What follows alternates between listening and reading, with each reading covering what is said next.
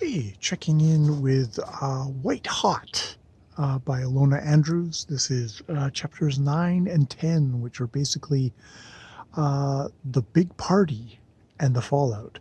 The big party taking place at is it Alan Bradswell's residence, where he's a great collector, and they've gussied up Nevada in a very nice dress, and left the bruises from her last altercation on her neck, and just that just banking on that there's these two primes, Augustus and Connor, who are both kind of like vying for her.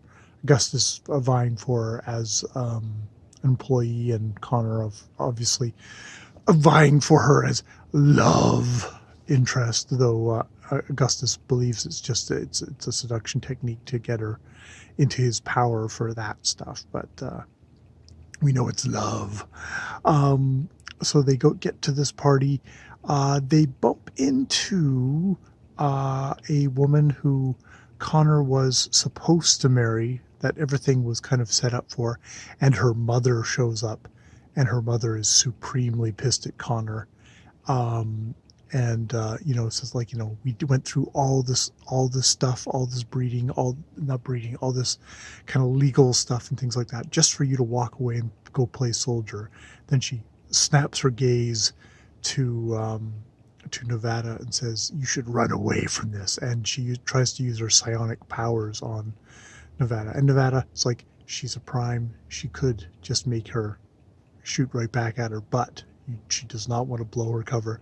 So she turns away and runs and pretends to run away, runs to August. And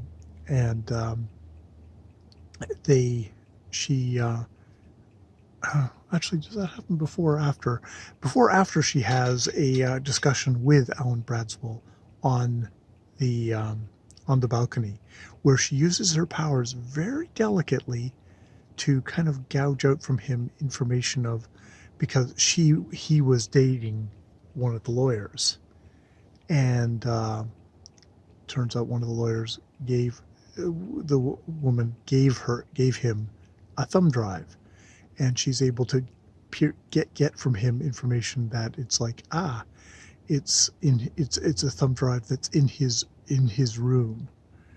It's like, okay, we need to get that, and yes, and then after that they meet this kind of little dragon lady woman, and they have this like big scene, and she's talking to Augustus saying, okay, we need to get up there and get that thing. It's like, oh, okay, I guess I can pretend I'm Augustus, because I got Bradswell, because he's great at that's his major power. He can change into anyone, and unless they have an instantaneous DNA check, they wouldn't be able to tell.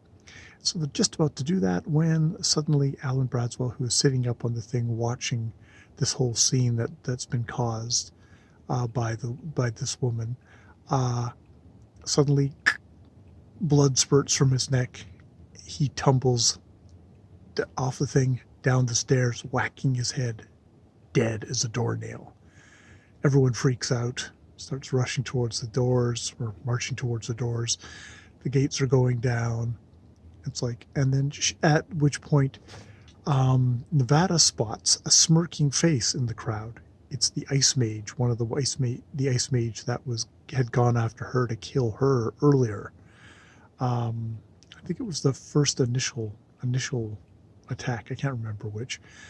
And so she quickly snaps his picture, blurry and crappy, but enough that they'd be able to track it down. They get out of the thing. They go back to the thing. Bug immediately is given the picture. He, as a swarm guy, basically it's made up so he can do like 1,000 things all at once, and it was really great for the military, and only supposed to live like a year or two after being turned this way, but has been able to live for quite a bit longer, and is now being well cared for by his employer, Connor. Identifies him as David Howell or something, and it's a guy who's in a house, and he's supposed to be someone who's not really that powerful, and he's not supposed to be an ice mage, so it's like, oh, he's what they call a dark horse, which is someone who's got a prime level of the power, but they conceal it so he can do things. And basically, he's a very good assassin. And I mean, obviously, with no registering of his magic ability, basically he probably turned liquid in Bradswell's throat into a solid shard of ice and sliced his throat from the inside out. Ugh. So it's like, okay, why is this house doing this? And they also realize, oh, that woman who is super high up, super connected, is like one of the major families.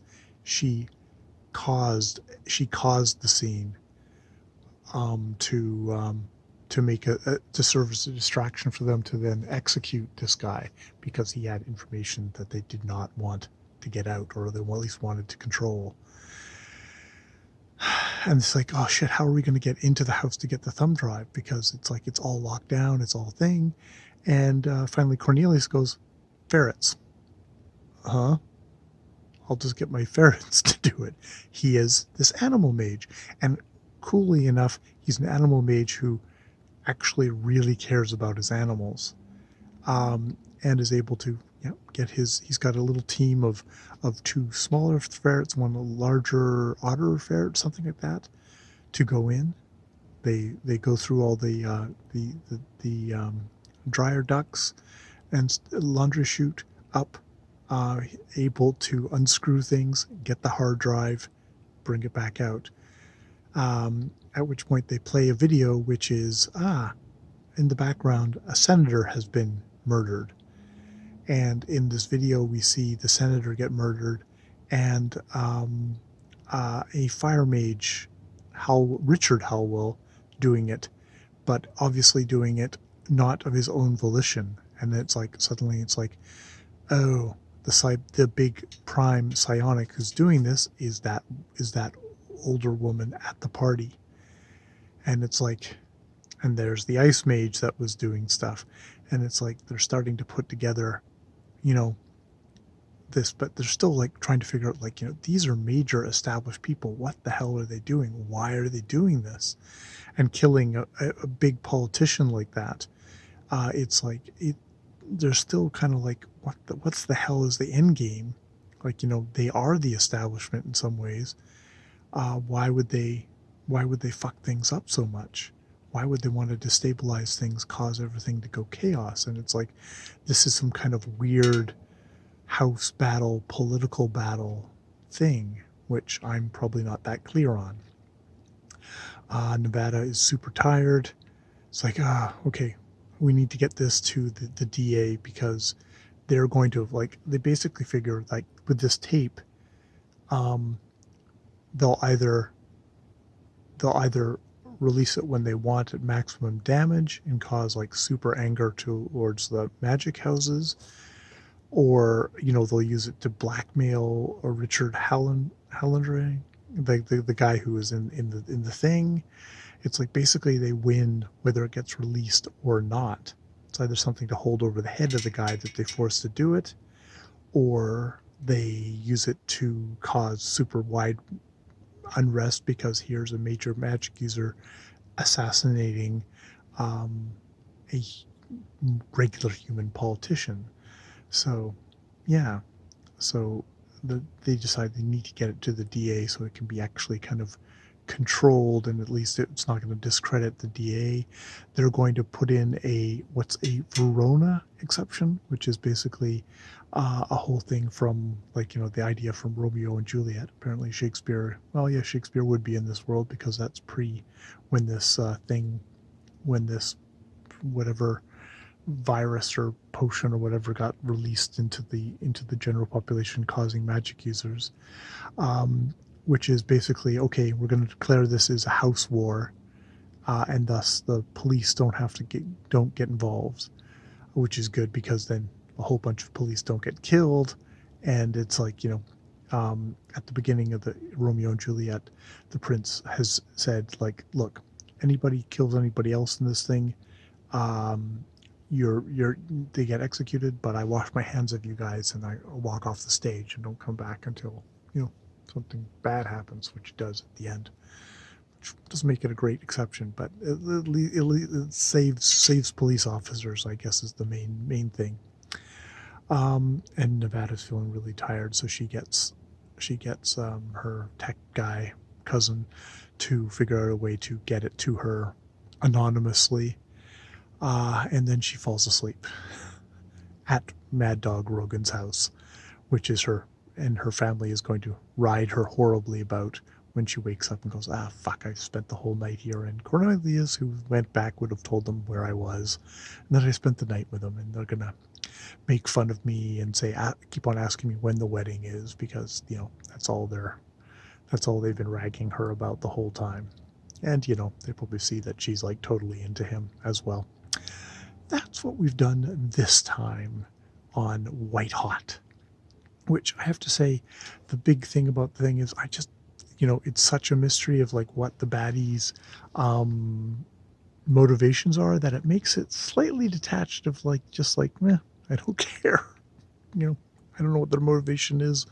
You'll probably tell me at some point in the future, and they'll be like, okay, that's what it was. Great. But I don't have a kind of, I don't feel stakes that way, other than, I would like, Nevada and Connor to survive so that they can bone each other. That's the main thing. All right, I'll leave it there. Good night.